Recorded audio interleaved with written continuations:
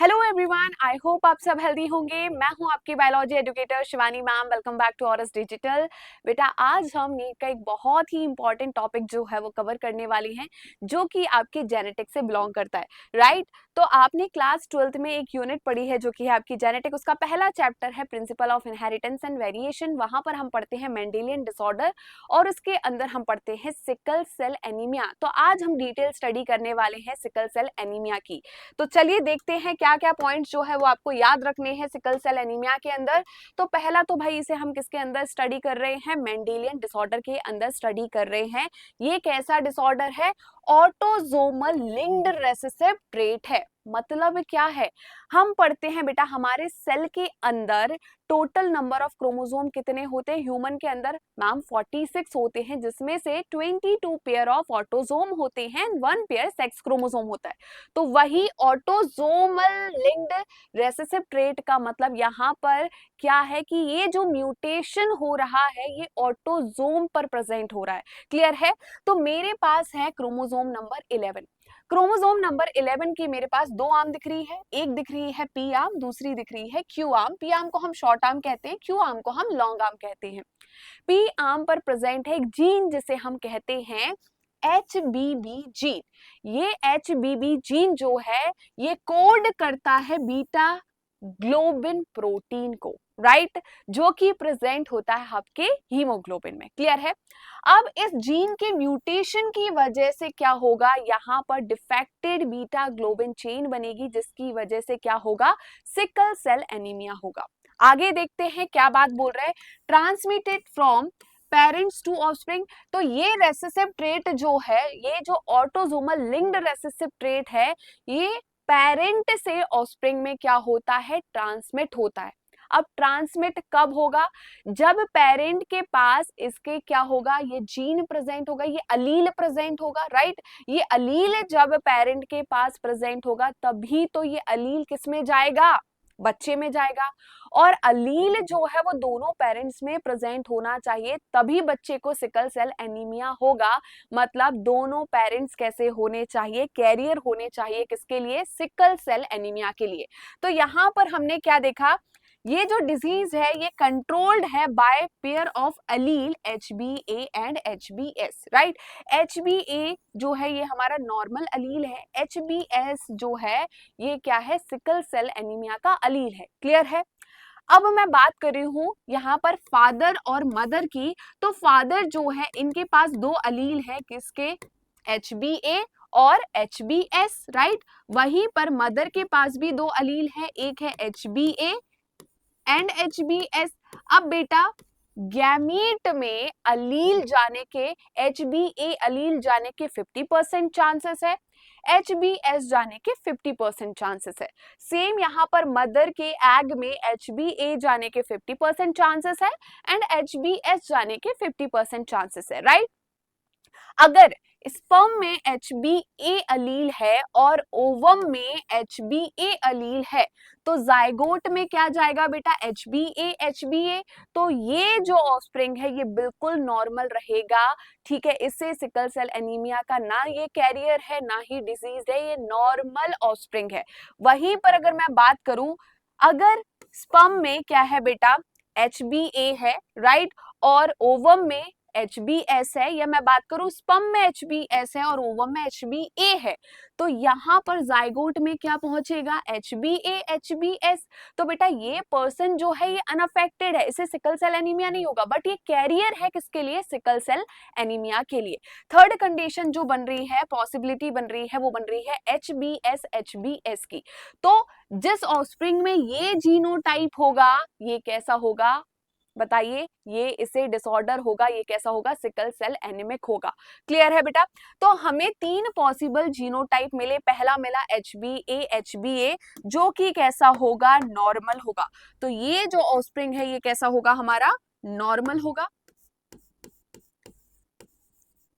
Second जो हमें मिल रहा है बेटा यहाँ पर, जिसमें HBA HBS जीनोटाइप मिल रहा है, तो ये जो ऑफस्प्रिंग है बेटा ये कैसा होगा? अनअफेक्टेड होगा, बट कैरियर होगा किसके लिए? सिकल सेल एनीमिया के लिए।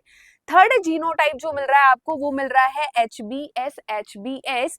तो जो ऑफस्प्रिंग इस जीनोटाइप को कैरी कर रहा होगा वो कैसा होगा, डिजीज्ड होगा। कैसा होगा बेटा, डिजीज्ड होगा। अब होता क्या है, ये म्यूटेशन कैसे होता है, चलिए देखते हैं। तो बेटा ये हमारा क्या है, आपको आरबीसी दिख रही है बायकॉन्केव शेप की, और यहाँ पर जो आरबीसी दिख रही है शिकल शेप की दिख रही है आपको, राइट। तो कैसे क्या हुआ, चलिए देखते हैं। हमें पता है कि क्या होता है बेटा, डीएनए जो है, डीएनए में क्या होता है, ट्रांसक्रिप्शन होता है। क्या होता है,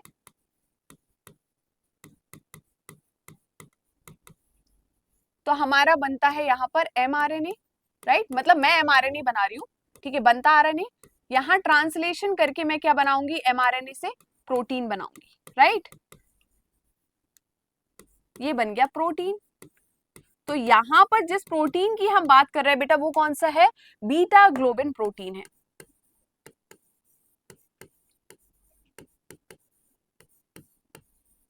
राइट। ये कौन सा प्रोटीन है बेटा, बीटा ग्लोबिन प्रोटीन है। चलिए देखते हैं क्या होता है। तो मेरे पास बेटा क्या है, नॉर्मल HbA जीन है यहाँ पर, राइट। तो यहाँ पर हम क्या देख रहे हैं, मेरे पास यहाँ पर डीएनए का सीक्वेंस दिया गया है जो कि है GAG एंड CTC। GAG का कॉम्प्लीमेंट्री यहाँ पर बेस पेयरिंग है क्या, CTC। क्लियर है। इसको मैंने कहा बेटा कोडिंग स्ट्रैंड,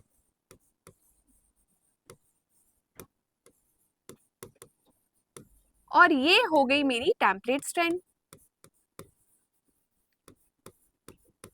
अब हमें पता है कि टेम्पलेट स्ट्रैंड को रीड करके क्या बनता है, एमआरएनए बनता है, और सिमिलर होता है किसके, जल्दी बताइए, कोडिंग स्ट्रैंड के, राइट। यही पढ़ा है हमने।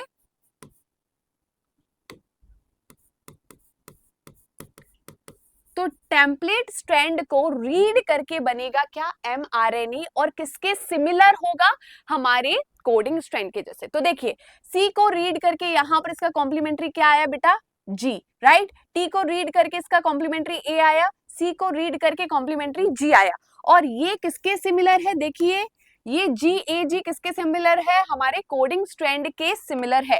क्लियर है। तो यहां पर हमारा क्या बन गया, एमआरएनए बन गया। अब ये GAG क्या है बेटा, कोडॉन है। GAG क्या है, कोडॉन है। ये कोडॉन जो है बेटा ये कोड करेगा किसको, ग्लूटामिक एसिड को। ये ग्लूटामिक एसिड क्या है, अमाइनो एसिड है, एसिडिक अमाइनो एसिड है। तो ऐसे बहुत सारे कोडॉन्स होंगे, एमआरएनए पे ऐसे बहुत सारे कोडॉन्स होंगे। हर एक कोडॉन जो है एक पर्टिकुलर अमाइनो एसिड के लिए क्या है, रिस्पॉन्सिबल है, स्पेसिफिक होता है। तो जैसे कि मैं बात करूं, यहाँ पर वैलिन आ गया फर्स्ट पोजीशन पे, हिस्टामिन आ गया, हमारा ल्यूसिन आ गया, थ्रियोनिन आ गया, प्रोलिन आ गया, ग्लूटामिक एसिड आ गया, ग्लूटामिक एसिड आया। तो सिक्स्थ पोजीशन पर GAG कोडॉन जो है वो कोड कर रहा था ग्लूटामिक एसिड को।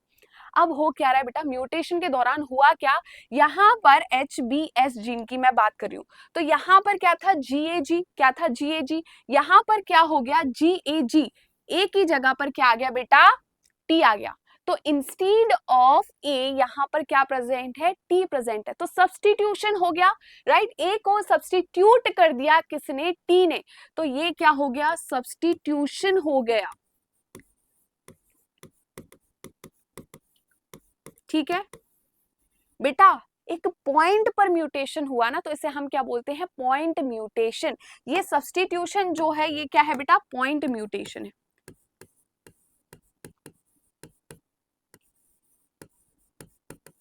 ठीक है। अभी देखिए क्या हो रहा है बेटा, अब यहां पर GTG है, तो ऑब्वियस सी बात है इसकी कॉम्प्लीमेंट्री जो है वो क्या होगा, CAC। ठीक है। अब ऊपर वाली हमारी कौन सी स्ट्रैंड हो गई, कोडिंग स्ट्रैंड। ये क्या हो गई हमारी कोडिंग स्ट्रैंड, और ये हो गई हमारी टेम्पलेट स्ट्रैंड। ठीक है। अब टेम्पलेट स्ट्रैंड के कॉम्प्लीमेंट्री क्या बनेगा, हमारा एमआरएनए। तो यहाँ पर G है बेटा, सॉरी यहाँ पर C है तो इसके कॉम्प्लीमेंट्री G आएगा। अब यहाँ पर बेटा क्या है, A है, तो इसके कॉम्प्लीमेंट्री यहाँ पर क्या आएगा, ऑब्वियस सी बात है mRNA है तो T तो नहीं आएगा, क्या आएगा यहाँ पर U आएगा, राइट। ये C है तो यहाँ पर क्या आ गया G, क्या आ गया G। क्या बोला मैंने, ये A है तो A के कॉम्प्लीमेंट्री यहाँ पर क्या आएगा बेटा, U आएगा। टी तो नहीं आएगा। क्यों नहीं आएगा? क्योंकि ये आरएनए है। तो आरएनए में क्या होता है बेटा, थायमिन की जगह पर यूरेसिल प्रेजेंट होता है। अब ये जीयूजी जो है, यहाँ पर जीएजी आया था जो कि कोड कर रहा था ग्लूटामिक एसिड को, यहाँ पर क्या है बेटा, जीयूजी। तो जीयूजी कोडॉन जो होता है ये कोड करता है किसको, वैलिन अमाइनो एसिड को। किसको? वैलिन को। तो 6th पोजीशन पर क्या था, ग्लूटामिक एसिड था नॉर्मल बीटा ग्लोबिन चेन में। बट अब 6th पोजीशन पर क्या आ गया बेटा, हमारा वैलिन आ गया। तो एसिडिक अमाइनो एसिड की जगह पर एसिडिक अमाइनो एसिड को रिप्लेस कर दिया न्यूट्रल अमाइनो एसिड ने।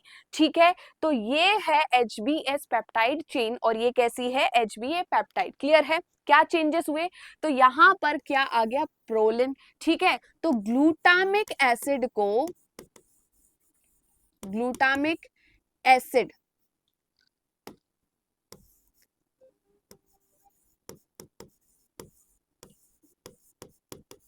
को रिप्लेस कर दिया, सब्स्टिट्यूट कर दिया किसने, वैलिन ने।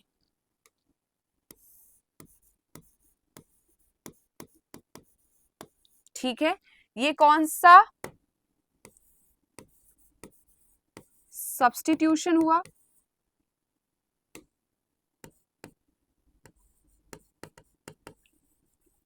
इसे हम क्या कह रहे हैं बेटा, पॉइंट म्यूटेशन। क्या कह रहे हैं, पॉइंट म्यूटेशन।